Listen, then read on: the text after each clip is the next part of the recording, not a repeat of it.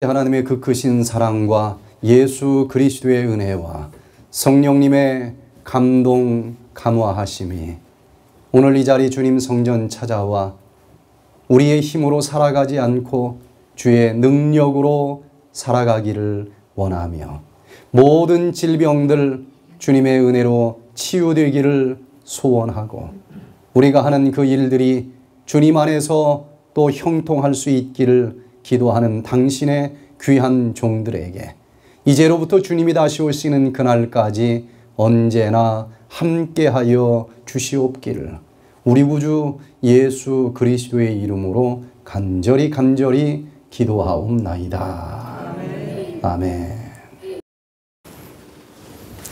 네, 안녕하십니까? 이제 봄이 온 것 같죠? 여기저기 아름다운 꽃들이 피어납니다. 작년에 여기 참석하셨었던 그 휠체어 타고 올라오시던 그 강할아버지 혹시 기억나십니까? 예, 그분이 작년에 돌아가셨는데 그 저쪽 그 애플밸리 쪽에다가 그 인디안 쑥이라고 하는 것을 그분이 어디서 하여튼 들었는지 캐다가 심어서 재배를 했고 이 한인타운에 인디안 쑥을 각 이 매점마다 갖다 놓고 또 판매도 하고 해서 인디안 쑥이라고 하는 게 한인들에게 꽤 알려졌어요. 근데 정통적인 인디안 쑥은 아닌 것 같고 굉장히 쓰면서 이 여자분들 혈액순환 안 되고 몸 찬 사람들에게는 너무너무 효과가 좋다고 해서 그분이 돌아가셨는데도 이걸 찾으러 다니는 사람들이 꽤 있다고 그래요. 이분이 치매가 걸렸는데 저희 집에 있으면서 그 치매가 걸렸는데도 자꾸 인디안 쑥 얘기를 하는 겁니다. 그래서 치매가 걸렸는데도 그게 무슨 얘기인지 알아들을 만큼 계속 인디안 쑥 얘기하고 자기가 개발해서 보급했다고 그러고 하도 그래서 그분이 이제 돌아가시려고 할 때 그분 집을 방문해서 자녀들에게 물어봤어요. 아버님이 계속 인디안 쑥 얘기를 하는데 이게 치매 걸려서 그러는 건지 진짜인지 물어봤더니 그건 진짜래요. 막 소설 쓰는 경우가 많거든요, 이야기 중에서. 근데 그건 진짜래. 야, 그러면은 이 할아버지가 그렇게 많은 사람들에게 보급을 했는데 그걸 좀 어떻게 살려야 되지 않겠느냐 그랬더니 그 뒤뜰에 그 인디안 쑥을 이제 팔 때 잘라가지고 놓던 창고가 있는데 그 씨앗이 떨어져가지고 이렇게 난 게 있다는 거예요.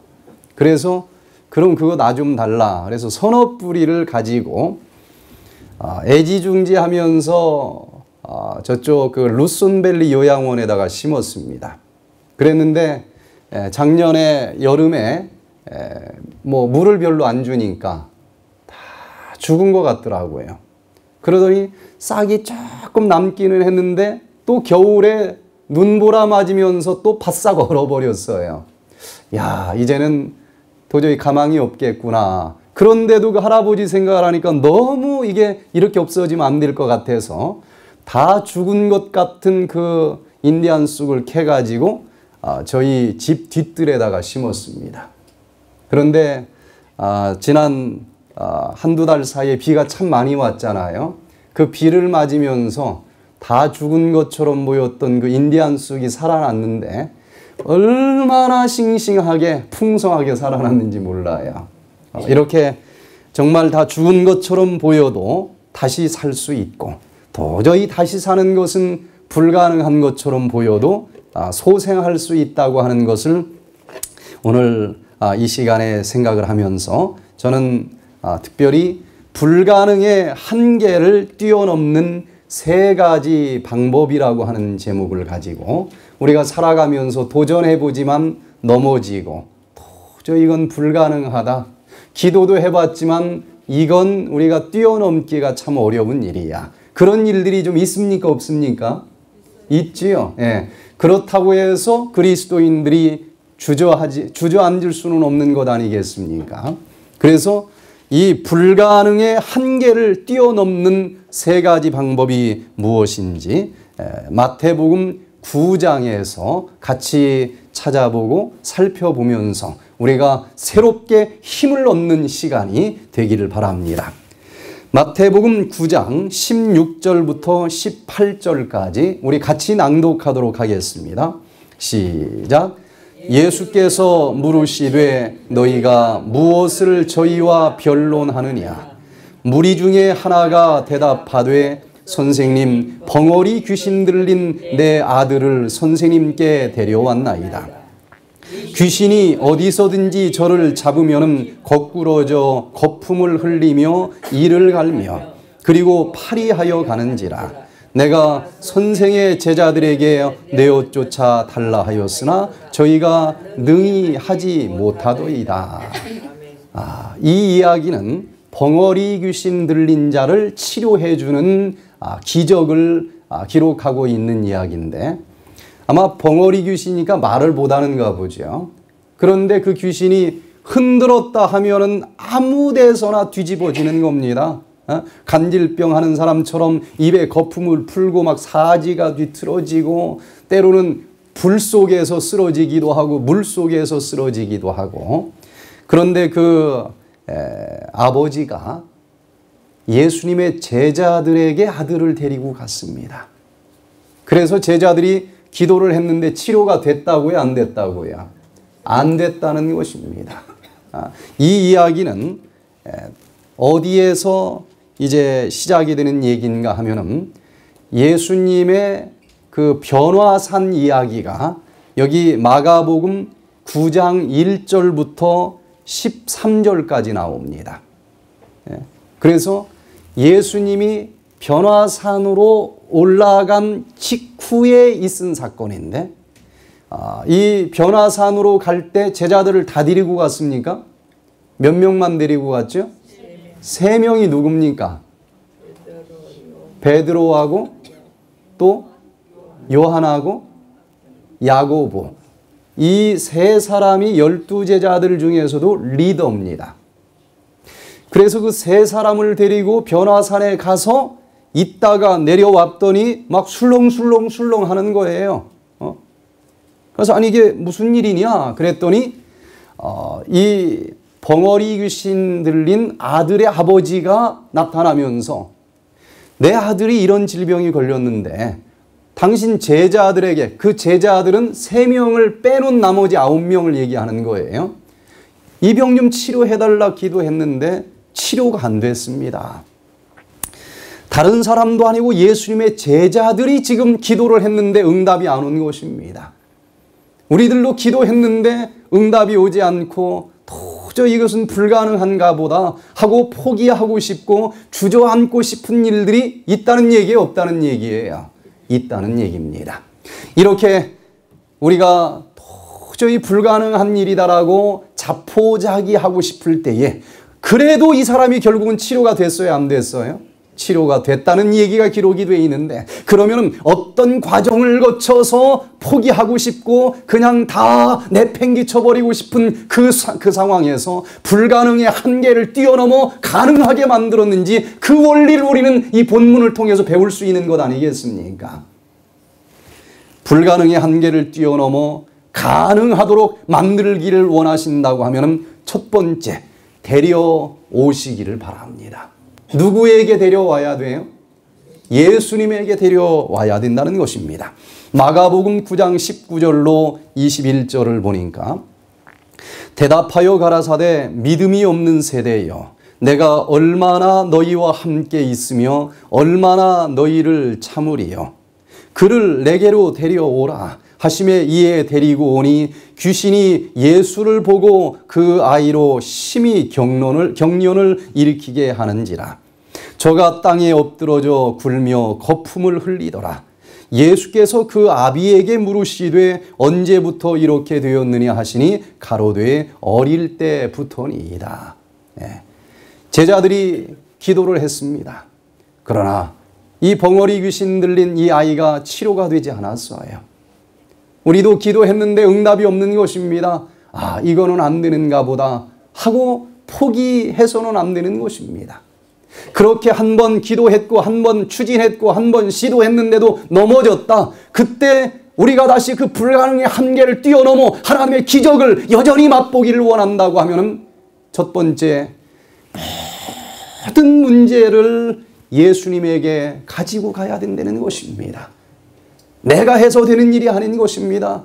예수님께서는 그래, 안 된 그 아이 내게로 데려오라, 데리고 오라 그랬습니다. 여러분들이 지금까지 기도하면서 추진했고 기도하면서 도전했지만은 도저히 불가능하다고 여겨지고 이젠 포기다 하고 내팽개쳐버리고 싶었었던 그 모든 문제를 어디로 데리고 가야 됩니까? 예수님에게로 데려가시게 되기를 바랍니다. 어쩌면은 변화산으로 예수님께서 그 수제자 3명을 데리고 갔고 나머지 9명이 남아있는 제자들에게 소문을 들었겠죠. 그 제자들이 기도하면 다 병이 낫는데 실제로 나았습니까? 안 나왔습니까? 나았어요. 이 사건 전에 나은 적이 있습니다. 그래서 그 소문 듣고 이 아들을 나면서부터 어렸을 때부터 이렇게 무서운 질병을 가진 불치병 환자를 데리고 와서 기도를 딱 해달라고 했더니 아마도 그 전에 이 12 제자들이 다 함께 있을 때는 이렇게 죽어가는 환자를 위해서 기도하면은 누가 기도했을 것 같아요? 아마도 리더가 했지 않겠습니까? 야고보가 했든지 베드로가 했든지 아니면 요한이 했든지. 그런데 이 리더가 다 빠져나간 상태예요. 그때 이 나머지 제자들이 본 게 있으니까 우리가 기도하면 나으니까 한번 해보자고 하고 그 리더들이 하던 그대로 손도 얹고 아마 기름도 붓을지도 몰라요. 그 형식 그대로 했는데 응답이 없는 것입니다. 내가 하는데도 해답이 나오지 않을 때에 그때는 그 사람들을 어디로 데리고 가는 것입니까? 예수님에게 데리고 가시기를 바랍니다. 예수님이 거하시는 이 하나님의 교회로 그들을 데리고 오시기를 바랍니다. 우리 교회 한번 와봐. 틀림없이 그 병 나을 거야. 그런데 이 9 제자처럼 내가 치료해 주는 것처럼 착각해서는 아니 될 것이고 결국은 예수님께서 치료해 주실 수 있다고 하는 사실을 다시 한번 되새기면서 모든 해결되지 않은 문제들을 예수님에게 가지고 오시기를 바랍니다. 하나님께서는 한 교회를 찾고 계십니다. 정말 저 세상에서 해결될 수 없었던 어떤 문제랄지라도 이 교회로 데리고 오기만 하면 그 모든 무거운 짐들을 다 내려놓고 해방될 수 있고 해결될 수 있는 그런 하나님의 교회를 하나님께서는 찾고 계시다고 하는 사실을 깨달을 수 있게 되기를 바랍니다. 그래서 저 밖에서 방황하고 있고 자기가 아무리 몸부림쳐도 해결하지 못하는 여러 가지 문제로 억눌려 살아가는 그 수많은 사람들에게 우리 교회로 한번 좀 와보라고, 틀림없이 평안이 있을 거라고, 틀림없이 치유가 있을 거라고, 그게 바로 전도 아니겠습니까? 그런데 이 교회에 와서 앉아 있다고 해서 그 모든 문제가 해결되는 것은 아닙니다. 여기 와서 앉아 있는 것만으로 만족할 것이 아니고 여기에서 누구를 만나야 되겠습니까? 예수 그리스도를 만나야만 됩니다. 오늘 우리가 똑같이 1시간 여기 앉아서 설교를 들을 것입니다. 낙서하면서 몸은 여기 앉아있지만 생각은 저 먼 나라 돌아다니는 사람들도 있을 것이고 그냥 멍하니 1시간 앉아있는 사람도 있을 것입니다. 앉아있는 것으로 만족할 것이 아니고 이 1시간 내가 무슨 일이 있어도 예수 그리스도를 만나야 되겠다고 하는 그런 심정으로 말씀을 듣고 기도해 보시게 되기를 바랍니다. 그 예수님을 만날 때 모든 문제가 해결될 수 있습니다. 오늘 어떤 문제를 가지고 오셨습니까? 잘 오셨습니다. 이 자리에서 오늘 영적으로 내 마음속에 임하기를 원하시는 그 예수 그리스도를 만나셔서 예수님의 은혜로 그 모든 문제가 해결될 수 있는 놀라운 기적의 날이 되기를 간절히 바랍니다. 어렸을 때부터 지금까지 도저히 이 병, 저 병, 병원 다 다녔지만 치료되지 아니하는 그런 질병을 가지고 있었다 할지라도 여기저기 기도원을 찾아다녔어도 이런저런 약을 먹었어도 치료되지 못하는 그런 질병을 가지고 왔다 할지라도 오늘 이 자리에서 예수 그리스도를 만나시게 되기를 바랍니다. 틀림없이 치료되는 기적이 함께 할 수 있을 것입니다. 이 교회는 건물이 중요한 게 아니고 하나님이 함께 하신다고 하는 사실이 더 중요한 것입니다. 한 아이의 엄마가 자기 이 아들 보고 교회 갈 때마다 꼭 뭐라고 얘기를 하는가 하면, 야, 우리 하나님 집 가자, 이렇게 얘기를 하는 엄마가 있었어요. 틀린 얘기입니까? 맞는 얘기입니까? 뭐 틀린 얘기 아니죠. 야, 우리 하나님 집 가자, 계속 교회 갈 때마다 그러는 거예요. 근데 어느 날 이 꼬마가, 엄마 나 안 가, 그러는 거예요. 하나님 집 가자 그러는데 나 안 가 그래. 아니 왜 안 가는데? 맨날 가는데 뭐 하나님 집에 없던데 뭐. 응? 아마도 이 아이는 가서 하나님 만나러 가자고 그러니까 하나님이 어디 있나 하고 두리번 매주 그랬는지 모르겠어요. 근데 가봤자 하나님이 없더래. 우리 이 교회가 이렇게 열심히 정성을 다해서 나오기는 하는데 가봤자 하나님이 없는 집이면 무슨 소용이 있겠습니까? 하나님이 함께하는 그런 집이 되기를 우리 같이 기도하십시다. 오늘 여기 온 이유 아무것도 없습니다. 헌금 내러 온 것도 아니고 누구 뭐 얼굴 보러 온 것도 아니고 말씀 속에 역사하시는 그 예수님을 만나러 온 것 아니겠습니까? 그 예수님을 우리 모두가 꼭 만날 수 있게 되기를 간절히 바랍니다. 내가 해결하려고 몸부림쳤지만 도저히 해결되지 아니하는 모든 문제, 도저히 불가능하다, 포기하고 싶은 그때 모든 문제를 가지고 예수 그리스도에게 찾아가는 이 첫 번째 단계를 실천해 보시게 되기를 바랍니다. 한 아버지가 아들에게, 얘야, 저 바위를 좀 이리 옮겨보거라 하고 숙제를 줬어요. 그랬더니 이 꼬마가 바위를 막 끙끙거리면서 들어보는데 꿈쩍도 안 하는 겁니다. 그래서 아빠 불가능해. 아니야, 넌 할 수 있어. 한번 해봐. 그리고 또 아들이 막 끙끙거리면서 몸부림을 치는데 꿈쩍도 안 하는 겁니다. 아빠, 난 내 힘으로는 도저히 불가능해. 그랬더니 아빠가 하는 소리가, 아니야, 넌 할 수 있어. 네가 할 수 있는 것이 있는데 왜 아직 최선을 다하지 않는 거야? 아빠, 나 최선을 다했는데 뭘 더 하라는 거야? 넌 가장 중요한 것을 아직 안 했어. 뭘 안 했어요? 아빠 이것 좀 옮겨줘. 그걸 안 한 것입니다. 아빠, 난 도저히 안 돼. 아빠가 이것 좀 옮겨줘. 이 기가 막힌 무기를 가지고 있는데 아직도 그 무기를 쓰고 있지 않는 것 아니겠습니까? 내가 몸부림 쳐봤지만 치료가 안 되고 있어요. 해결이 안 되고 있습니다. 그러나 우리가 할 수 있는 것 하나가 더 있습니다. 모든 문제를 예수 그리스도에게 데려가시게 되기를 바랍니다. 예수님을 찾아가시기를 바랍니다. 예수님께서 모든 것을 이루실 수 있다고 하는 그 믿음을 간직할 수 있기를 간절히 바랍니다. 이렇게 오늘 모든 문제를 내 힘으로 해결하려고 하지 마시고 예수 그리스도에게 데리고 가서 내려놓으시기를 바랍니다.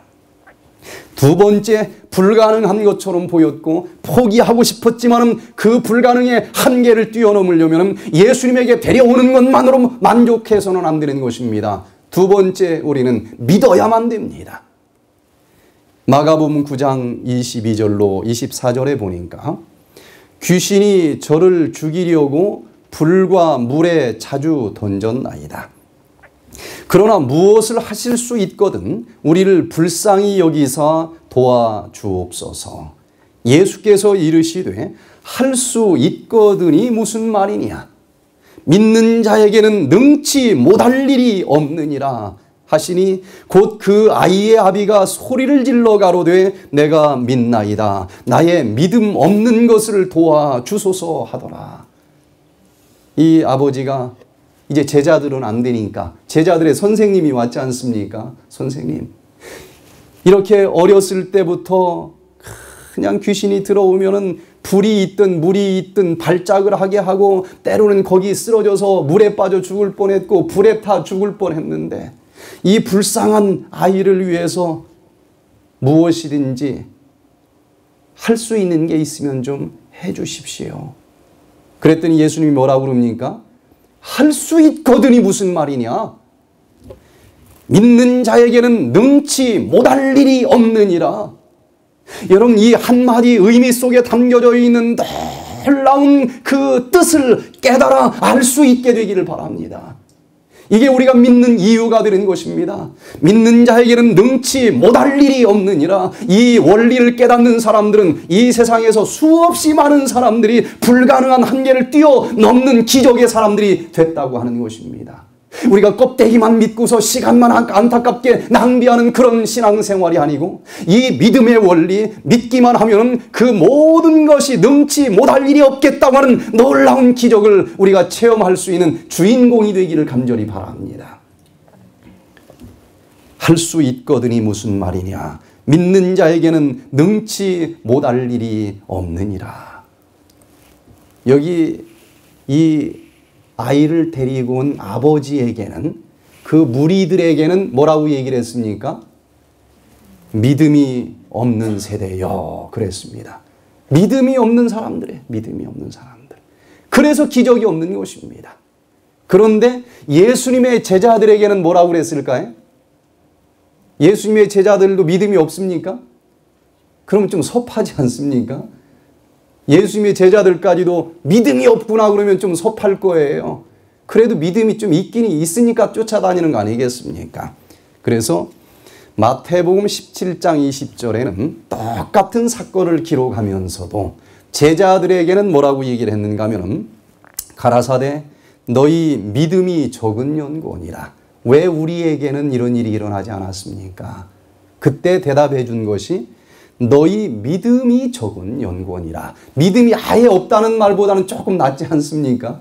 믿음이 있기는 있어요. 그런데 이 믿음이라고 하는 것은 이 임계선을 뛰어넘어야만 기적이 일어납니다. 임계선이라고 하는 이 물리학의 용어가 있어요. 그저 한 번 믿었더니 모든 일들이 일어나는 것이 아닙니다. 기적이 일어나는 임계선이 있어요. 하나님께서는 이 나아만 장군에게 요단강물에 가서 몇 번 물에 씻으라 그랬습니까? 7번 씻으라 그랬어요. 그러면 한 번 풍덩하고 들어갔다 나왔더니 7분의 1이 씻어졌습니까? 그렇게 만들어져 있지 않다는 거예요. 7번을 들어갔다 나와라 그러면 임계선이 7번입니다. 7번 들어갔다 나올 때까지는 전혀 변동이 없다는 것입니다. 7번까지는 이 속에서 에너지가 응축되는 시간입니다. 외적으로는 조금도 변화가 없습니다. 그러나 6번까지 응축된 그 에너지 위에 또 한 번 더 하면서 7번 전진하게 될 때에 드디어 그 임계선을 뛰어넘으면서 이 문둥병이 깨끗이 사라지는 치료의 기적이 일어난다고 하는 것입니다. 그런데 너무나 많은 사람들이 이 6번까지는 들어갔다 나오면서 야, 안 되나 봐. 몇 번만 더 들어가면 되는데, 한 번만 더 들어가는데, 그 입구에서 포기하는 사람들이 얼마나 많이 있는지 모릅니다. 가나안 평년까지 들어갔다가 가나안에 들어가지 못하고 광야에서 죽은 사람들이 얼마나 많이 있는지 우리가 압니다. 우리가 그렇게 가장 불쌍한 사람들이 되지 않기 위해서는 이왕 여기까지 왔으니 한 번 더 전적으로 헌신하면서 기적을 맛볼 수 있는 임계선을 뛰어넘게 되기를 간절히 바랍니다. 전적으로 헌신할 때, 그때 임계선을 뛰어넘으면서 기적이 일어납니다. 여러분들 신앙생활하면서 아, 난 정말 기적을 체험했어. 혹시 그런 감정들이 있습니까? 모든 사람들이 그런 간증을 할 때는 공통점이 있는데, 하나님께서는 괜히 기적을 남발하시는 분이 아닙니다. 그 기적을 맛보기까지는 그가 할 수 있는 최선의 것을 다한, 그러면서 내가 할 수 있는 모든 것을 다 했노라고 이야기할 수 있는 그 임계선상에서 드디어 하나님이 개입하시고 하나님의 기적이 베풀어진다고 하는 사실들을 우리가 보게 됩니다. 저는 제 짧은 제 신앙생활을 뒤돌아보면서 하나님께서 틀림없이 그저 상식적인 하나님만이 아니고 철학적인 도덕적인 하나님만이 아니고 분명히 기적을 베풀어 주시는 하나님인 것을 체험하게 되는데, 그때는 언제일까? 하나님의 말씀을 믿고 내가 할 수 있는 최선을 다해서 하는 그 마지막 선에서 하나님이 나타나시는 것을 보게 됩니다. 그래서 무엇을 할 때는 최선을 다해서 뛰고 싶은 마음이 있는 거예요. 최선을 다해서 뛸 때에 그때 하나님께서 함께 하십니다. 겨자씨 알 만한 그 믿음만 정말 진실되게 있다 할지라도 이 산을 들어 저쪽으로 옮겨지라 해도 그 산이 옮겨지는 기적이 일어날 것이다 라고 약속을 해 주신 것입니다. 그러니 하나님께서 우리에게 주신 그 믿음이라고 하는 놀라운 선물을 받아 감당할 수 있게 되길 바랍니다.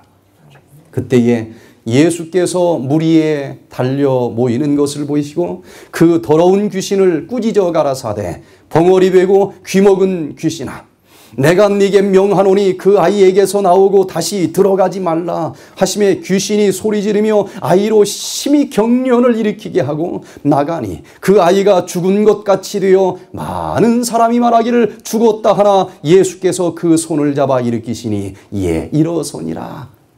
한마디의 말씀으로 어렸을 때부터 그때까지 고생하던 이 아이가 깨끗이 치료되는 모습을 보여주면서 예수님만 그런 능력을 베풀 수 있는 것이 아니고 너희들도 이 믿음의 원리를 사용하기만 하면 얼마든지 이런 기적을 베풀 수 있느니라 이걸 좀 가르쳐주고 있는 것 아니겠습니까? 믿음의 원리를 활용할 수 있게 되기를 바랍니다. 그런데 많은 사람들이 하나님께서 우리의 아버지라고 하는 사실을 잊어버리고 하나님께서 우리를 만드셨을 때에 제일 먼저 우리에게 베풀어 주신 말씀이 뭡니까? 모든 것을 다스려라. 모든 것을 정복해라. 모든 것을 극복해라. 전 성경에 있는 말씀 중에서 그 말씀을 제일 좋아합니다. 하나님이 우리 인간을 만들어 놓고 한 첫 번째 말씀 어떤 형편과 사정이 나를 둘러싸고 있다 할지라도 내가 하나님을 바라보기만 한다고 하면 그 모든 것을 정복할 수 있는 자로 만들어주신 것을 인해서 감사드리시길 바랍니다. 모든 것을 다스릴 수 있고 어떤 질병이든지 어떤 불치병이든지 다스릴 수 있고 극복할 수 있도록 만들어주신 그 하나님을 오늘 시간 바라보시게 되길 바랍니다. 근데 많은 사람들이 그 놀라운 능력을 우리에게 주셨다고 하는 사실을 잊어버리고 체념해버리기 때문에 기적이 일어나지 않는다는 것입니다. 여러분 벼룩 잘 아시죠? 나이 드신 분들은 거의 친구처럼 한 몸으로 지냈지 않습니까? 시간만 있으면 그냥 까고서는 잡기도 하고 아주 친한 벼룩인데 이 벼룩이 높이뛰기 챔피언입니다. 세계 챔피언이에요. 벼룩이 얼마나 높이뛰기를 잘하는지 굉장히 높이 뛰는데 자기 키에 수십 배까지 높이 뛰기를 합니다. 거의 한 60cm 정도를 뛰어 올라와요, 이 벼룩이. 그래서 생각보다 굉장히 턱턱 높이 뛰는데 한 심리학자가 실험을 했습니다. 이 벼룩을 한 60cm나 이렇게 높이 뛰게 하는 벼룩에다가 유리컵을 하나 딱 엎어놔 버렸어요. 유리컵을 20cm 높이 정도는 되는 유리컵을 딱 엎어 놓으니까 이 벼룩이 그 속에서 뛰니까 어떻게 되겠어요? 20cm 위에 뭐가 보이지는 않지만 딱 막는 거예요. 괜히 머리만 아픈 거예요. 뛰어보니까. 그래도 처음부터 포기하는 사람은 아무도 없습니다. 이게 뭐야 하면서 자꾸 도전을 하는 거예요. 그래서 이 벼룩이 20cm 컵 속에서 처음에는 계속 이쪽 저쪽 뛰어보는 것입니다. 근데 뛸 때마다 부딪히는 거예요. 여기 부딪히고 저기 부딪히고 어디서 부딪혀요? 꼭 20cm 부분에서 부딪히는데 부딪히면 뭐 벼룩도 안 아프겠습니까? 아프겠지. 그래서 이제 이리저리 머리를 부딪히다가 이제 무슨 생각을 하는가 하면은 야 이거 뭔지 모르지만 20cm 이상 뛰려고 힘을 주면 머리만 아프더라. 그래서 이제는 뛰기는 뛰는데 얼만큼만 뛰어요? 딱 18cm만 뛰더래. 머리 아플 필요 없잖아, 바보가 아닌 이상. 그래서 부딪히지 않을 정도로 계산해가지고 딱 18cm만 뛰고 내려오고 뛰고 내려오고 그러는 거예요. 그러다가 이제 나중에 그 컵을 벗겨봤어요. 컵을 이제 벗겨봤더니 벗겼으니까 이제 얼만큼 뛰어도 되는 거예요?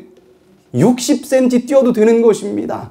그런데도 자기 마음속에 딱 리밋이 있어. 난 18cm. 18cm 벼룩. 그래서 컵을 제거했는데도 그 다음 날부터는 계속 18cm만 뛰더라는 거예요. 18cm만. 자기는 몇 센치까지 뛸 수 있는 능력이 있는데 60cm까지 뛸 수 있는 능력이 있는데도 그냥 폴짝 18cm만 뛰고 말아버리는 불쌍한 벼룩이 되더라는 것입니다. 우리는 오늘 몇 센치를 뛰고 있는 사람입니까? 하나님께서는 우리를 어디까지 뛸 수 있도록 만들어 주셨어요? 하늘까지 뛸 수 있도록 만들어 주셨어요. 그런데 사단이 유리컵에 딱 가둬놔가지고 우리 나름대로 고정관념이 생겨버린 거예요. 불치병이래. 이게 고정관념 아니겠어요? 그러고 그냥 죽을 날짜만 자꾸 계산하고 이거 나눠주고 저거 나눠주고 죽는 준비만 하는 것입니다. 그 자기 스스로 만들어놓은 그 고정관념의 한계를 뛰어넘지 못하기 때문에 우리가 그 질병들에게 질 수밖에 없고 넘어질 수밖에 없는 것입니다. 아무리 7번 넘어졌어도 8번째 또 일어나는 자들을 의인이라 그랬는데 아이고 7번씩이나 안 되는데 나는 안 되나 봐 하고 내 스스로 나는 이제 더 이상 뛰지 않겠다라고 하는 생각을 하기 때문에 우리가 좌절하고 낭망하고 쓰러지는 것 아니겠습니까? 다시 한번 우리가 하늘을 우러러보시게 되기를 바랍니다. 사단이 나에게 아무리 이 덧씌운 덮개가 있다 할지라도 이제는 이 모든 것 다 거두어버리고 하나님이 나를 오라고 믿는 자에게는 능치 못할 일이 없다고 하는 그 음성을 들으면서 우리가 하늘 높이 뛸 수 있는 하나님의 아들과 딸로 만들어졌다고 하는 사실을 인해서 감사드릴 수 있게 되기를 간절히 바랍니다. 제가 원주에 있는 치악산을 한번 등산을 갔는데 민박을 했어요. 그랬더니 그 민박집에 꿩을 닭처럼 키우는 겁니다. 혹시 보셨어요? 닭은 하늘을 날 수 없지만 꿩은 어때요? 하늘을 날 수 있어요. 그래서 꿩을 키우는 집은 어떻게 생겼나 하고 보니까 닭집하고 똑같아요. 사방을 울타리로 딱 쳐놨는데 지붕은 뚫어져 있어요. 그러니까 이 꿩은 어떻게 할 수 있을까요? 그냥 날아가 버리면 될 거 아니겠습니까? 닭은 안 되겠지만 꿩은 날아갈 수가 있는 거예요. 그런데 자세히 보니까 아니 저 바보 같은 놈 왜 저걸 안 날아가고 거기 있다 잡혀서 죽지? 하고 보니까 이 꿩 머리에다가 이 눈에다가 뭘 어떻게 아주 기술도 좋아요. 여기다 뭘 하나를 이렇게 씌워놨어요. 눈에다 안경처럼. 그래서 앞에 하고 밑에만 보이지 위에는 안 보이게 안경을 하나 씌워놨어 이렇게. 그 밑에 있는 먹이만 정신없이 먹는 거야. 뭐가 있는 걸 모르고 하늘이 열려있는 걸 모르고 그래서 그냥 잡혀 죽을 때까지 거기 땅만 쳐다보면서 있다가 열심히 먹고 살 두룩두룩 찌는 날 딱 잡아가는 거예요.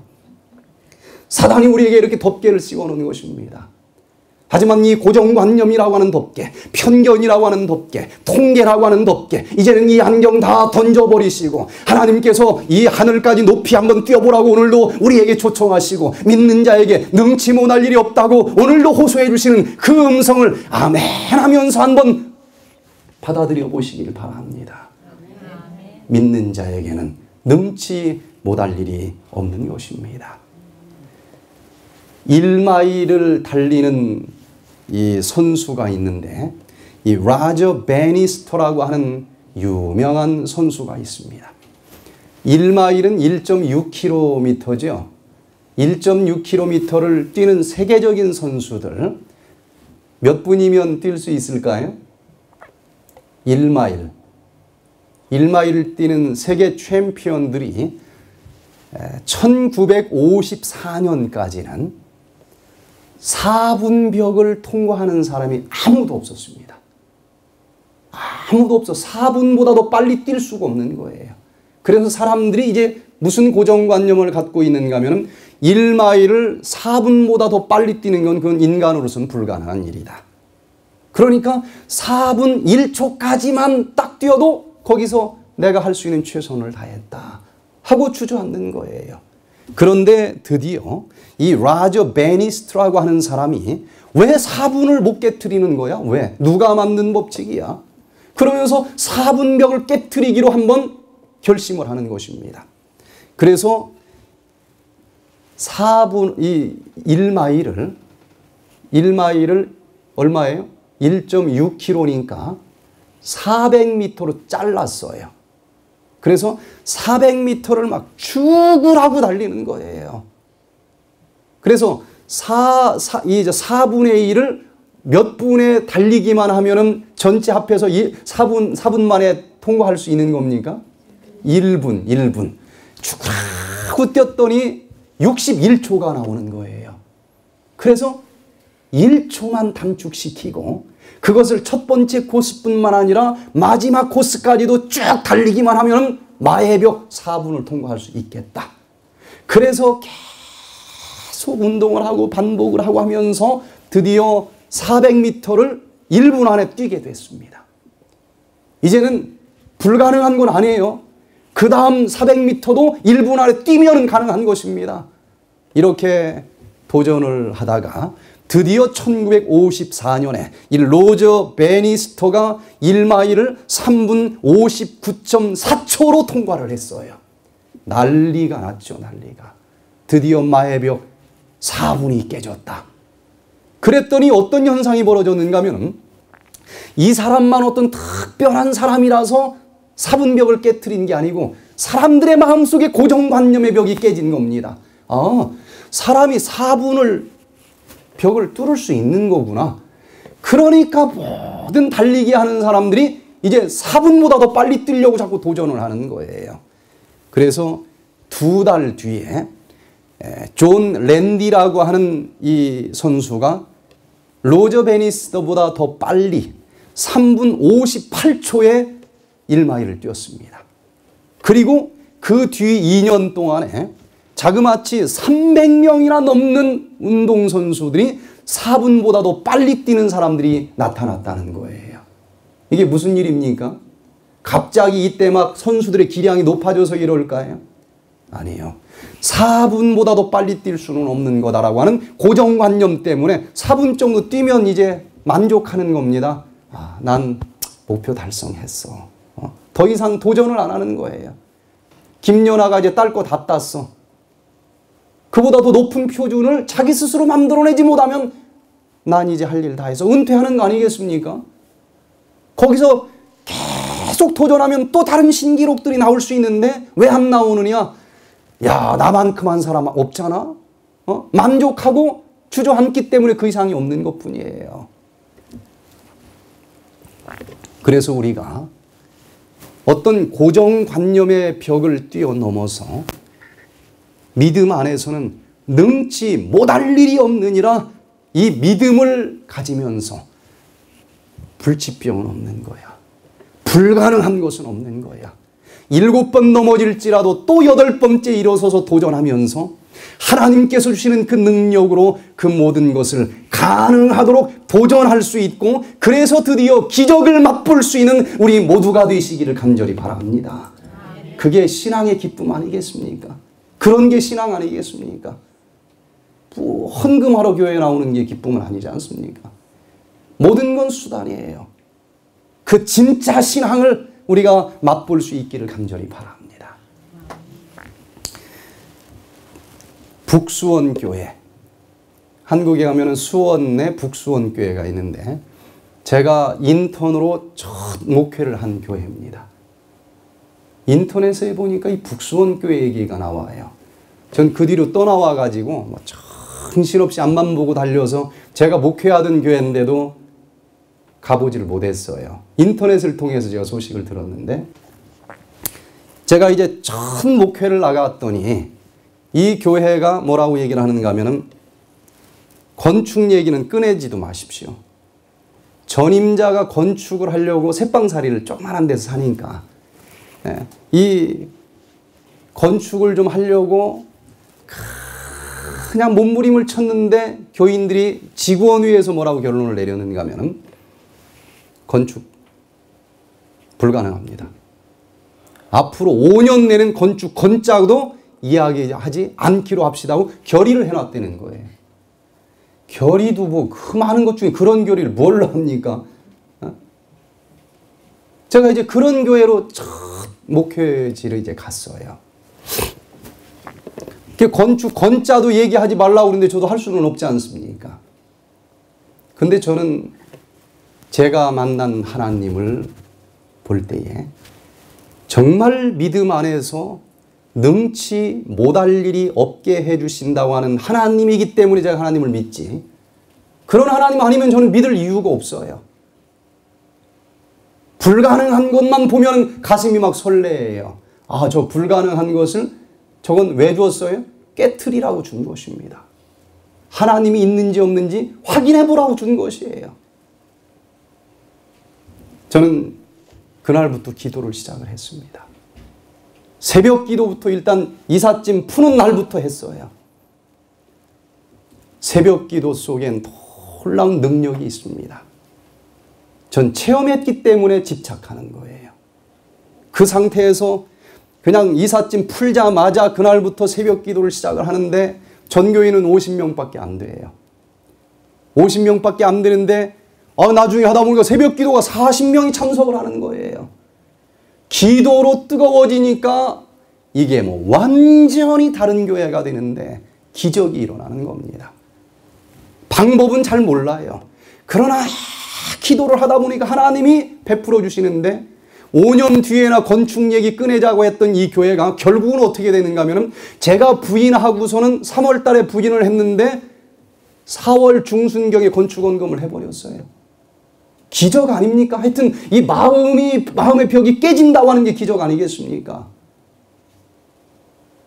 그래서 이 건축헌금을 할 때는 제가 여러 번 경험을 한 것인데 조금 이상한 일들이 일어나더라고요. 건축원금이 교회를 하나 질 만큼 액수가 나왔어요. 그때. 그래 이제 합시다. 그랬는데 막상 계약을 하려고 보니까 이상한 일들이 있어요. 건축헌금을 내겠다고 하는 사람들이 누구한테 꿔준 돈을 받으면 다 낸다는 돈이에요. 어느 한 사람이 다 사기로 꿔간 돈이 많아. 그래가지고 건축헌금을 할 때는 영적인 이 상태가 밑바닥이 다 드러나는 일들이 일어납니다. 평상시는 잘 모르는데 이게 다 속이 다 드러나요. 그래가지고 보니까 야 이게 뭐 거의 70% 이상은 허수예요. 허수. 나올 돈이 아니고. 그래서 할 수 없이 건축은 못하고 그 당시에 이렇게 작은 그냥 건물 속에서 예배를 보다가 이제 수원 공설운동장 옆에 큰 일단은 지치는 못해도 큰 데로는 가야 되겠다 해서 전세를 큰 것을 하나 이제 빌려서 갔습니다. 그리고 제가 떠나온 다음에 여러 해 동안 이 교회가 쪼그라 붙었어. 여러 해 동안 그렇게 아름답지 못한 소식을 많이 들었습니다. 이 당시 교인이 상당히 늘었었어요. 나중에는 교인이 진짜 뭐 다시 40명밖에 안 되는 거예요. 몇백 명 됐던 교인이 다시 40명밖에 안 된다는 소리가 들려요. 그런데 그 몇 번이 지난 다음에 한 후배 목사님이 이제 담임 목사로 오셨는데 들리는 소문에 기도에 미쳤다는 거야. 이 목사님이. 막 새벽 기도를 한다는 겁니다. 그런데 기도를 그렇게 하는 데마다 기적이 일어나는 거예요. 새벽 기도를 막 하는데 그때 이 김순복 집사라고 하는 막 교회로 온 초신자가 한 명이 있었어요. 초신자, 이제 막 교회 들어온 사람이에요. 그런데 이분이 골수 이형성 증후군, 악성 재생 불능성 빈혈이라고 하는 암계통입니다. 피가 만들어지지 않는 거예요. 불치병이 걸렸어요. 그래서 삼성의료원, 제일 좋다고 하는 삼성의료원에 가서 진단을 받아보니까 이런 병명이 나왔고 3개월밖에 살지 못한다는 거예요. 수술을 안 하면. 근데 수술을 하면은 얼마나 사느냐? 수술 성공률이 25%밖에 안 된다는 겁니다. 비용은 8천만 원이야. 될지 안 될지도 모르지만 일단 비용은 8천만 원이에요. 그때 여러분들 같으면 어떻게 할까요? 이분들이 어떻게 했는가 하면 아파트 딱 한 채 있는 게 전 재산입니다. 부자는 아니에요. 그런데 막 있는 거 없는 거 다 긁어 모아가지고 8천만 원을 마련을 했어요. 그리고 삼성의료원 가서 수술을 하면은 살 확률이 몇 프로라고요? 25%라고 하는 건 이건 뭐 반반 사느냐 죽느냐 반반에도 옥상에서 뛰어내리기 쉽지 않지 않습니까? 근데 25%란 얘기는 이게 뭐예요 이게? 살면 기적이지 살면 기적. 그래서 이분이 우리 그렇게 하지 말고 교회를 가자. 그래서 교회에다가 8천만 원을 건축원금으로 내버렸어요. 그러면서 이분이 생명을 주신 분도 하나님이요 거두어 가실 분도 하나님이십니다. 생명을 하나님께 담보로 드립니다. 죽든지 살든지 우리 그냥 예수님께 수술 받았다 생각하고 수술비를 어디다 냈어요? 교회에다 내버려서 믿음으로. 이것이 씨앗이 돼서 그냥 뭐 여기저기 농짝 다 뒤져가지고 감춰놨었던 보물 다 나오고 폐물 나오고 해가지고 건축원금이 시작이 됐는데 교인들이 50명밖에 안 되는 이 교회에서 건축원금이 11억이 나왔대요. 11억이. 그리고 이 집사님은 8천만 원을 내기 시작을 해서 아무것도 없는데 3억을 건축원금을 했답니다. 그리고 이 교회가 드디어 4층짜리 굉장히 멋있는 교회로 완공이 됐고 이 교회 속에는 뭐가 있을까요? 예쁜 기도실이 여러 개가 있습니다. 그리고 그 인터넷을 보니까 이 김순복 집사는 얼마나 기뻤겠어요. 그죠? 그 기쁨 때문에 암덩어리가 다 녹아가지고 완전히 치료가 됐고 지금은 아주 훌륭한 집사로 일을 할 뿐만 아니라 그 남편은 초신자였는데 지금 그 교회에 기둥 같은 장로님으로 봉사를 하고 있다고 하는 것입니다. 불가능하다 여길지라도 예수님 앞에 나가면서 불가능한 것이 믿음 안에서는 없다고 하는 것을 믿으시면서 기적의 주인공들이 될 수 있기를 간절히 바랍니다. 마지막 세 번째, 이 믿음을 가질 때에 믿음은 지금은 없지만 분명히 뭔가 틀림없이 치료될 거다, 주실 것이다. 이렇게 믿음은 바라는 것의 실상이라 그랬는데 그것이 그냥 믿는 것으로 끝나지 아니하고 진짜 눈앞에 실상으로 나타나게 하기를 원한다고 하면 아주 강력한 세 번째 무기를 사용해야 되는데 기도해야 된다는 것입니다. 마가복음 9장 28절에 집에 들어가심에 제자들이 종용이 묻자오되 우리는 어찌하여 능히 그 귀신을 쫓아내지 못하였나이까. 이르시되 기도 외에 다른 것으로는 이런 유가 나갈 수 없느니라 하시니. 제자들이 좀 창피했는지 집으로 들어간 다음에 조용히 물었어요. 선생님 왜 우리는 안 됐을까요? 왜 안 됐을까요? 그때 답이 뭡니까? 기도 외에는 다른 것으로는 이런 유가 나갈 수가 없느니라.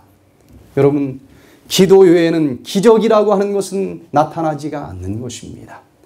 우리가 정말 예수 그리스도를 믿는다고 하면 하나님이신 예수님께서도 밤을 지새면서 기도하셨다고 하는 기록들이 얼마나 많이 있습니까? 기도하는 것을 모른다고 하면 기독교인이 될 수가 없는 것입니다. 기독교인들에게 있어서 기도를 빼놓으면 아무 쓸데없는 껍데기에 지나지 않는 것입니다. 그렇기 때문에 우리는 정말 이 신앙생활을 하면서 여러 가지 봉사도 할 수 있고 할 수 있어요. 그러나 기도하지 않는 그리스도인이라고 하는 것은 불가능한 것입니다. 존재할 수가 없는 것입니다. 아니 기도하지 않고 뭔가가 잘 된다고 하면 그것은 오히려 더 위험한 것입니다. 기도하지 않고 행하는 모든 일들은 내가 행하는 것이고 내가 행하는 것은 누군가가 알아주기를 원하는 것입니다. 안 알아주면 괜히 서운해요. 그것 때문에 결국은 나도 안 알아주고 이런 교회 안 나와. 그러면서 교회까지 안 나오는 그런 거친 똘이 될 수가 있어요. 기도하지 않고 행하는 모든 일들은 바벨론이 되는 것이고 그 바벨론은 무너질 수밖에 없다고 하는 사실을 기억하시면서 여러분 기도하시기를 바랍니다. 기도 외에는 어떤 것으로도 이런 일들이 일어날 수 없다 그랬습니다. 의사들도 기도를 해야 될까요? 하지 말아야 될까요? 해야 됩니다. 모든 사람들은 기도를 해야 돼요. 비록 그들이 의사의 기술을 확신하고 있을지라도 그들은 그것이 절대적이 아니라는 것을 알고 있다. 그러나 의사가 머리를 숙여 기도함으로써 하나님의 도우심을 구하고 있는 것을 보게 되며 그들은 확신을 갖게 된다. 감사하고 신뢰하는 마음으로 하나님의 치유력을 받아들이고 온몸의 정력이 솟생되고 생명력이 기뻐 날뛰게 된다. 뭐가 기뻐 날뛰어요? 기도할 때 이 속에 있는 생명력이 기뻐 막 날뛰는 것입니다. 유전자가 춤을 추는 것입니다. 삐끄덕하고 옆으로 빠져나간 것이 바로 암세포인데 얘들이 신이 나가지고 원래 자리로 돌아오는 것입니다. 정력이 소생이 됩니다.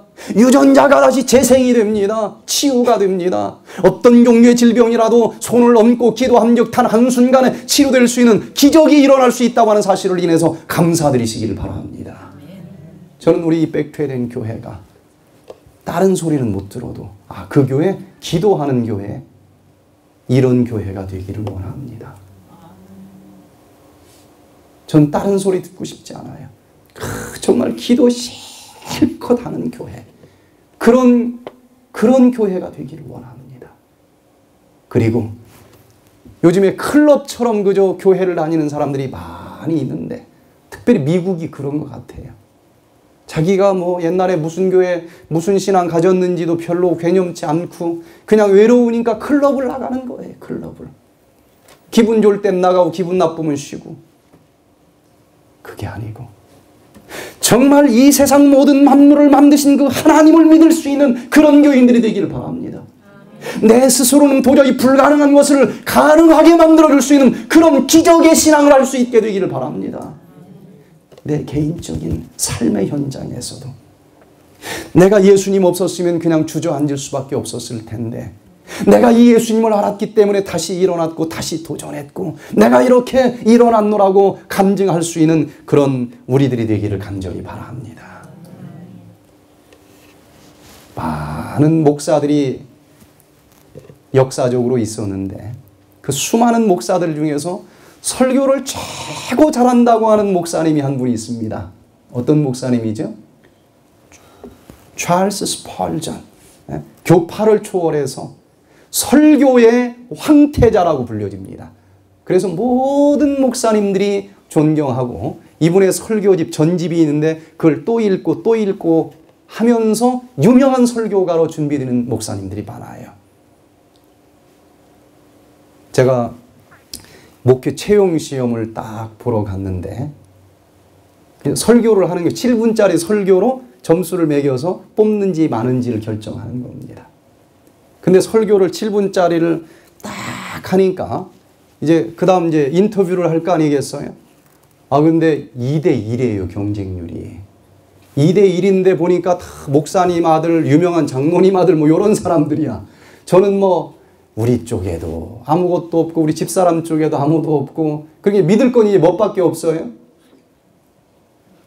믿을 건 하나님밖에 없는데 시험 보는 이렇게 항목을 보니까 믿을 건 설교 아니면 내놓을 게 없는 거예요. 줄도 없지 아무것도 없지. 설교를 잘하기 전에는 거기 채용될 이유가 아무것도 없는 겁니다. 그래서 이제 7분짜리 설교를 심혈을 기울여서 이제 했어요. 그랬더니 이제 그 다음 인터뷰를 하면서 합회장님 또 이제 시험 보는 몇 명의 목사님들이 뭐라고 얘기를 하는가 하면은 이런 자리에서 내가 은혜 받을 건 생각을 못 했어. 설교를 7분짜리인데 마음을 움직인 거예요. 제가 뒤돌아봅니다. 그게 어떻게 가능했을까? 그때 제가 대학원을 다니면서 교회 하나를 맡았어요. 그냥 대학원생인데도 풀타임 목회자처럼 모든 설교를 제가 다 했습니다.